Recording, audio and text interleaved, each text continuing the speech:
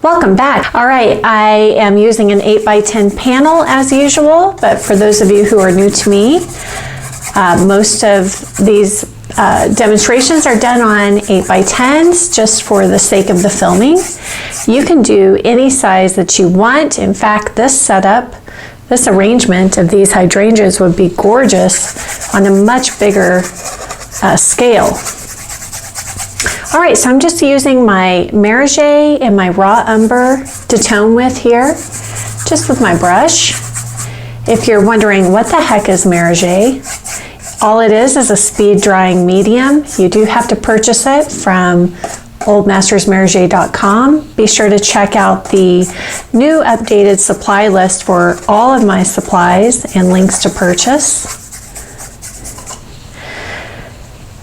But it is my absolute favorite medium and can't live without it. I guess I could, but why would you want to? All right, and if you're curious at all about any of these colors, please refer to the palette image below with the names of the colors or the supply list, and memorize the layout of the palette if you're ever curious. Oh, what was that color again that she's dipping into?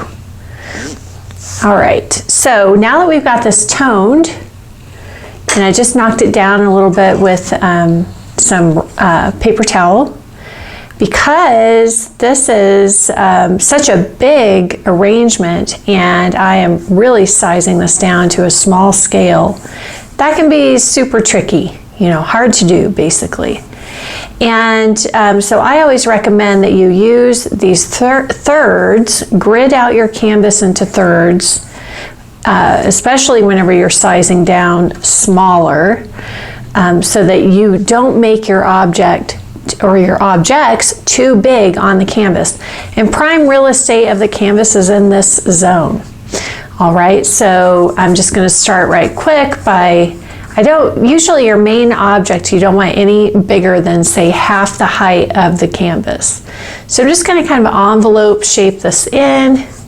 For now, it doesn't have to be perfect, just to get the big proportions, the large mass and proportion of these hydrangeas, being careful not to take them, you know, all the way to the edge, and then I'll just make sort of a rectangle or cylinder-like shape to start the vase.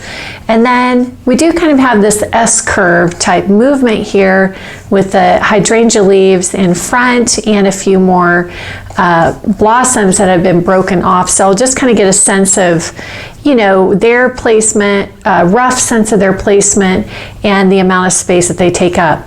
Baselines are always super important to me. So just using some raw umber there to just ground these elements down even before they're drawn. It also tells me that this is in front of that. Okay, so that I make sure I have enough space for these objects in front of the hydrangeas. All right, so I'm actually going to start with that deep blue first, just using some straight ultramarine blue.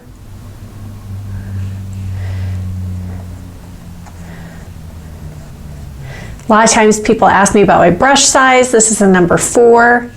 I tend to use the number 4 a lot, especially for these smaller scale paintings, but 2, 4, 6 are usually the most common sizes, either in this Robert Simmons Signet or in the Silver Grand Prix, which you saw me use earlier. So painting is all about, you know, these shapes, big flat shapes to start with, and I'm putting this paint down relatively thickly, number 1, so that it maintains a deep value just like it has fresh out of the tube, and also that it doesn't get too thin so that the light passes through the pigment too much. And we might want some of that here and there, like for example, maybe here we could actually end up pulling away some of the paint to get sort of a sense of glow. In the beginning, your paint is going to be super juicy, it's going to feel uncontrollable, all that good stuff, and that's okay. Just let it stay juicy. Don't try to control it too much in the stage. Just try to make big, bold brush strokes, make simple, clean shapes. I just want to get one flat shape to start with on this base. And I don't want to overcomplicate things. There's no sense in overcomplicating it. All right.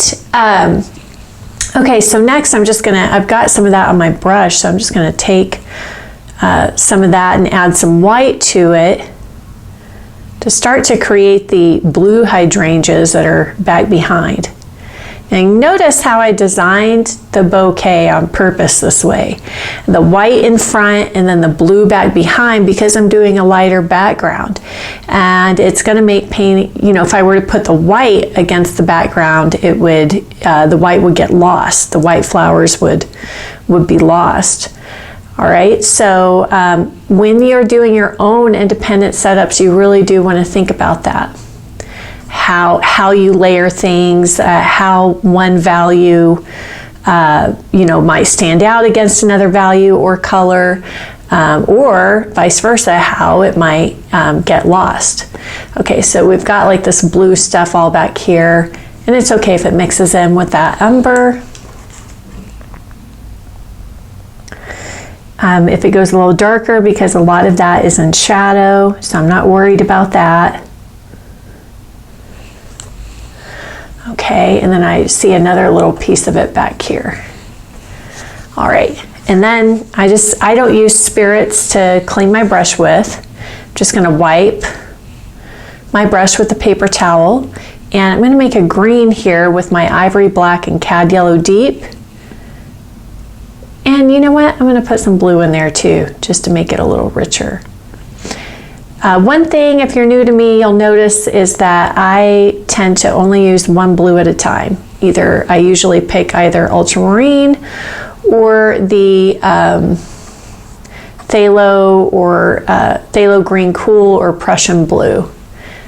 Again, I'm just going to start this off as one simple shape. We've got a lighter side of this leaf, but it's still very dark in value, so I'm going to use a lot of ultramarine blue and a little bit of the cooler cad lemon for that lit side over there. And then actually we've got another leaf over here. Again, simple big shapes to start with.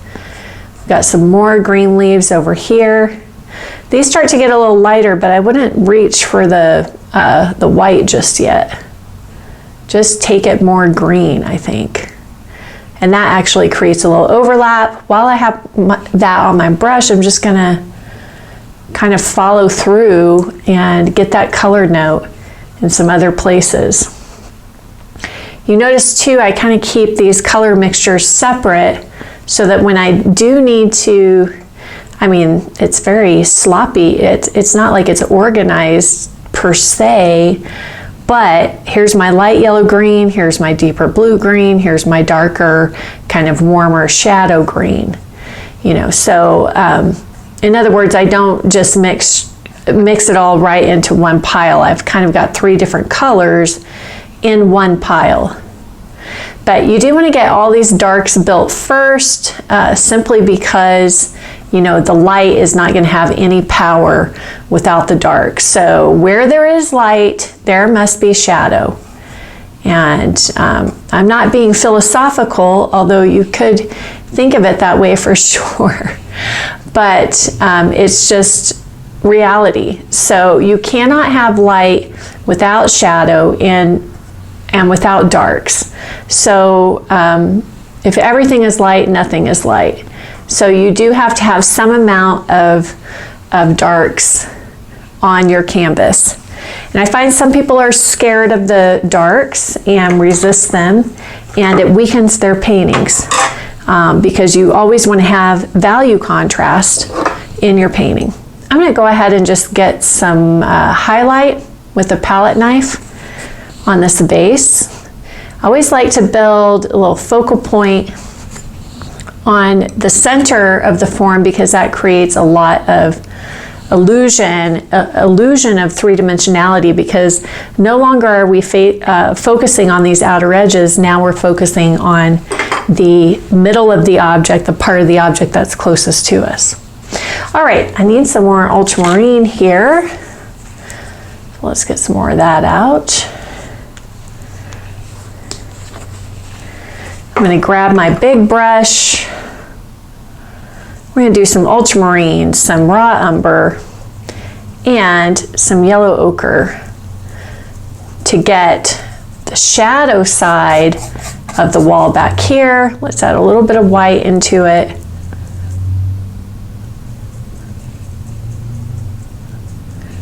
Maybe not so much blue, a little warmer. So I do have a cool light, so that means shadows are warmer. And there is shadow on that white wall, so you can't just paint the whole back wall white. It won't work. And also the background is, especially this left side, it's thrown in shadow over here, is darker in value than the white hydrangeas. So again, you're building all these darker tones, shadow tones, middle tones first. And then you can begin to go into those lights. So just kind of building all of this background stage for the hydrangeas. Now, as we get, there's a little shadow over here as well. As we get over on this other side, we're going to need a lot more white into that. And that goes really, really cold, so I'm going to put a little bit of Naples yellow light.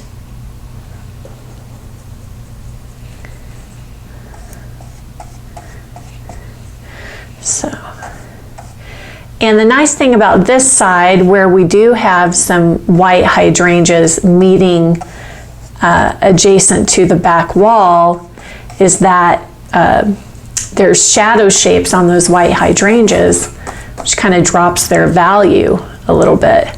So the shadow of the hydrangeas become dark against light of the back wall. And I just kind of want to gradate that a little more seamlessly here.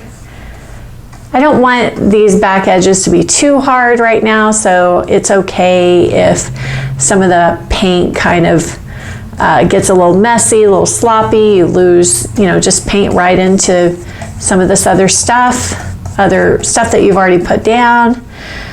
Sometimes happy accidents like that happen. I just go with it.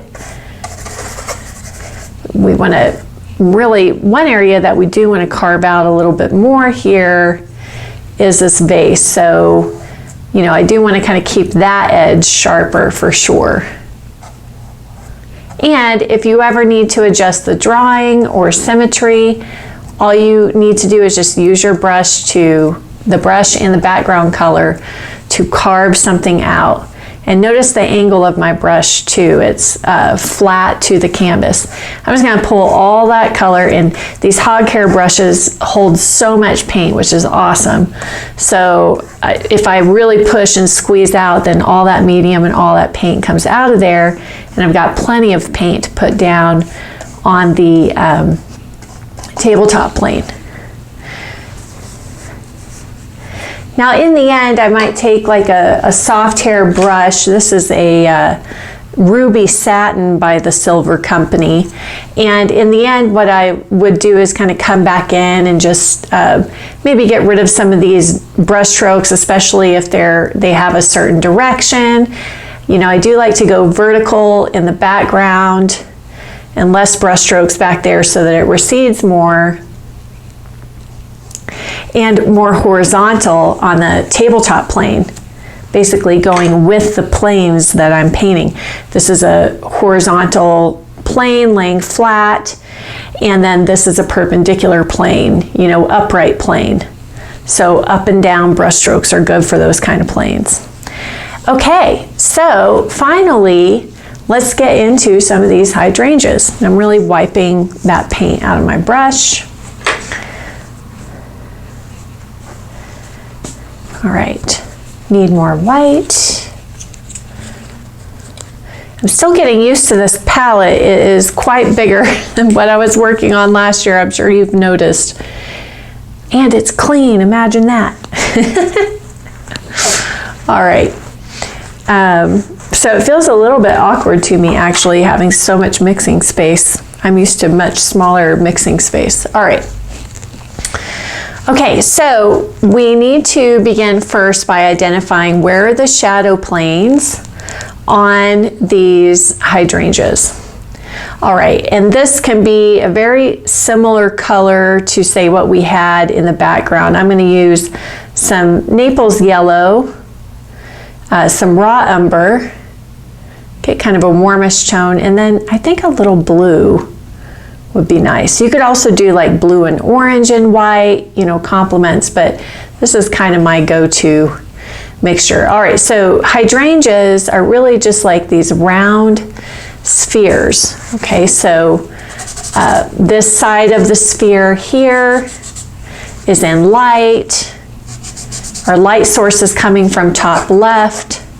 So that means this whole part of the sphere is in light, and then the underplane and right-hand side plane is in shadow. I think it's a really good idea to start shadows out really simple and bold. Okay, you'll see reflected lights in there, you'll see value changes, all that kind of stuff. But when you begin them, start them really simple, really clear value. There's a little sliver of shadow there and cast shadow on that one. Here's our another big one right here. Now, this ball is positioned more frontally to us, so we don't see as much of the underplane, but we do see a lot of this side plane that goes in shadow. You'll notice it's still lighter in value than the dark green leaf, and so that's sort of, it has to be darker than white. Basically, the shadow on these hydrangeas have to be darker than white, but they also must be lighter in value than, say, the deep greens or, say, the deep blue. If you need to lighten a value a little bit, just, you know, kind of mix that in. This one over here goes quite darker, actually. Most of this other one on the right side is in shadow.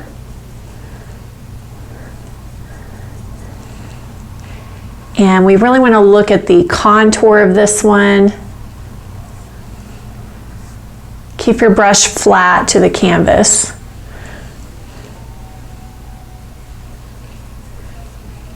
That one, we might need a little touch of blue in it. Take it a little bit deeper with that yellow ochre. You don't want a ton of color per se in these form shadows on the hydrangeas either. So I'm really searching for the shape of that form shadow. I've got the outer contour. It's kind of nice to focus on one edge at a time. And now I really need to look for, I think I'm going to warm it up a little bit. Maybe with a little bit of burnt umber too.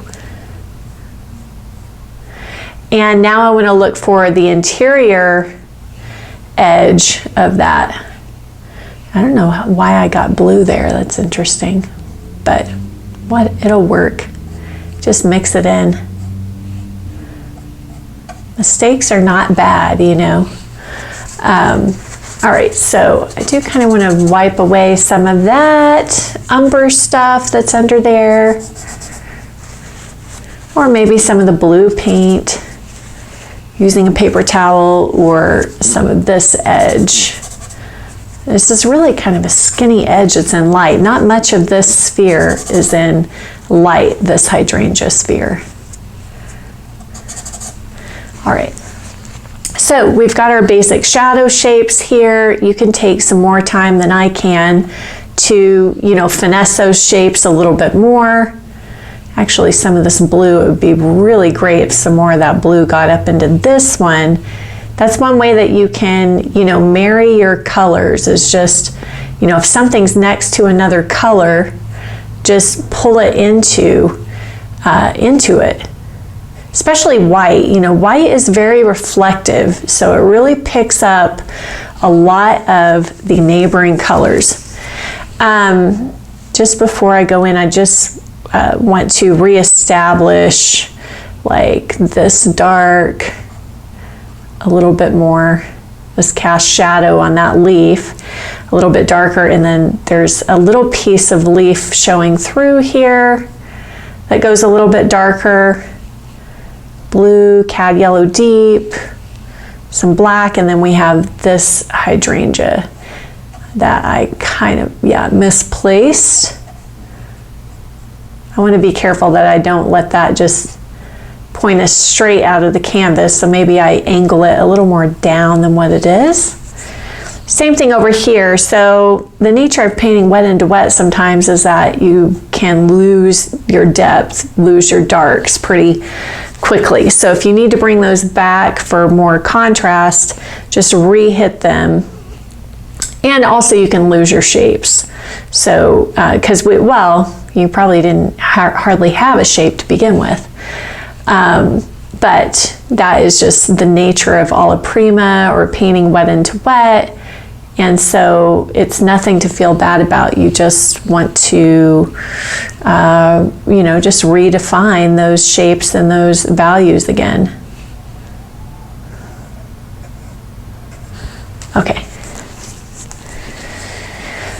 So because there's a lot of dark on that, I am going to switch to a different brush. And again, I'm not going to go straight for white because, these hydrangeas really are not straight up white. There's a lot of glow in them, so I'm actually going to do some Naples yellow in this white, get kind of this glowy, yellow-white color. Now, the thing here is don't use any medium, and actually some blue as well. There's kind of some green notes in there. Make sure you keep the paint really loaded on the tip of your brush. Okay. Actually, I think we need some cad lemon. Just needs that little push of a little cooler note. Just load that paint on the tip, very, very tip of your brush. When you get close over here to the shadow plane, take a minute, take a breath. Okay, do not start just painting straight into that shadow. We are going to have some overlapping lit up petals that really start to turn it into hydrangea, so to speak. But take your time with that. Don't just rush in, because if you do rush in, sometimes what can happen is you lose the shape of your shadow, which is so critical to the illusion of light and also critical to your three-dimensional form. All right. This kind of comes down a little further here. And then I need to pull out a smaller brush to get into some of that as well. First, let's get some more light on this hydrangea on this side.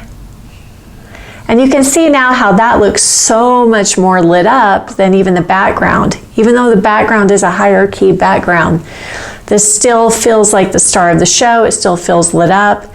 And that's because, we reserved that white and that thickness of white for this area.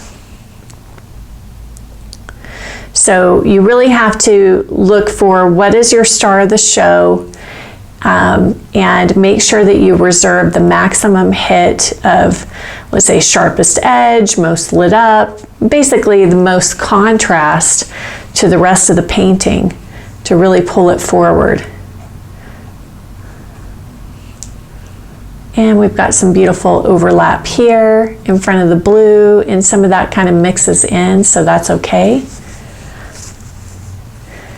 But it's really these big shapes here that hold the painting together. So whatever you do, try to hold those simple big shapes enough, even as you start to go into detail perhaps here in a minute, Really try to make sure that those shapes hold.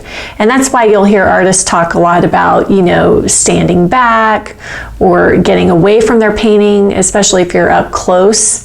Like if you're sitting and painting, or you're really, make sure you're not painting like this, guys, you know. Because a painting really needs to read from across the room. So you've got to have enough big, simple shapes to hold the painting from across the room. All right, so now I'm gonna break out my number one.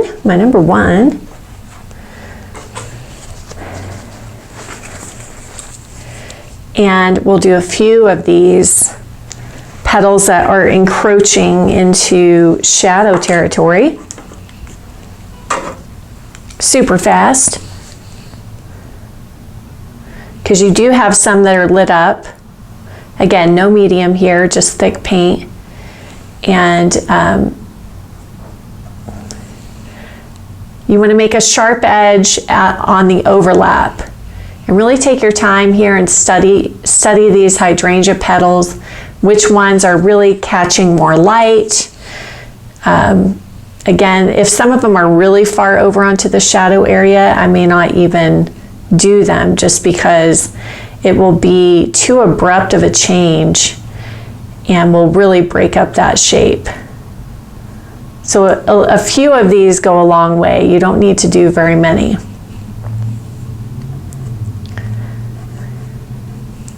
You do want to do some though, or else they won't quite turn into hydrangeas.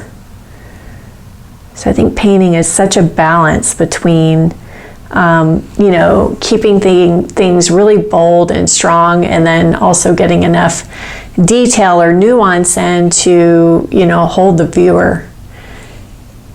viewer's attention, basically. Blue and Naples yellow.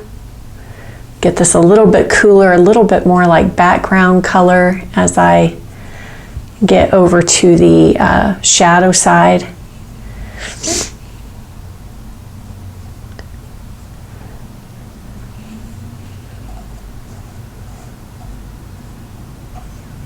Okay,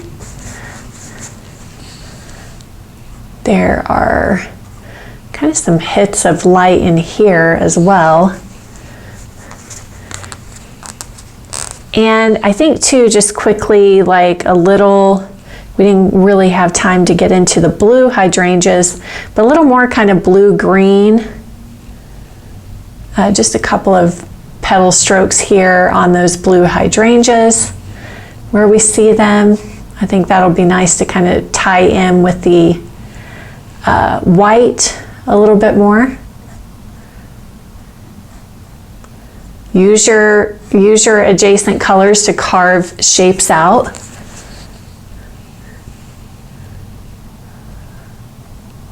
You can always pull paint off. Very hard to put too much paint down.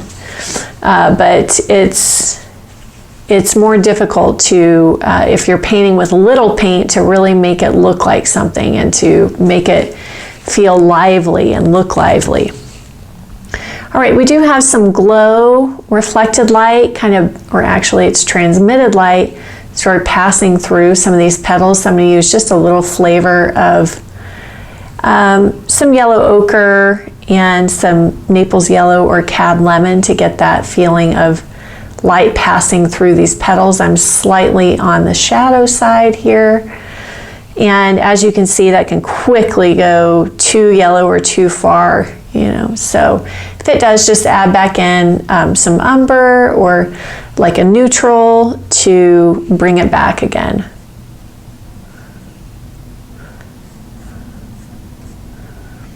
Okay, and then last but not least, I'd like to show you, you know, putting a little bit more glow into this blue vase. Now, I already mentioned earlier, like one thing you can do is just actually take some of this paint off, and that will look like light passing through glass. If we don't get the glow, it won't really look like glass. And the other thing you could do is blue and white. So transmitted light, you know, goes lighter on a dark piece of glass like this. So You could either add white to it to make it look lighter, or just pull paint off to look like that glow. And then of course we see some of those stems showing through, so doing a very blue-green, but don't get too crazy here, you know, like don't show us every stem, or you know, make it too bright and too light, or else it won't recede again. And again, on things like glass or background, a soft hair brush or say a palette knife can be nice to kind of smudge values and things together. And also reflections in glass, so, you know, putting some background color in as a reflection and kind of mixing that in, either with a knife or with a soft hair brush, you know, to kind of smooth stuff out where you need it. So thicker paint comes forward to the eye more, thinner paint recedes. So be sure to kind of thin paint out where it's maybe a shadow or a background that you want to, you know, go back more into space. All right, everybody, I hope that this has been educational for you. I hope you learned a lot, and I wish you all Happy New Year and happy painting. Bye.